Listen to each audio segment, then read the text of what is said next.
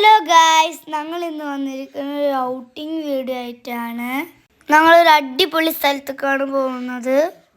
ഞങ്ങൾ വണ്ടിയിൽ പാട്ടൊക്കെ വെച്ചിട്ടാണ് പോകുന്നത്. നല്ല കടൽ പോലുള്ള സ്ഥലമായിരുന്നു.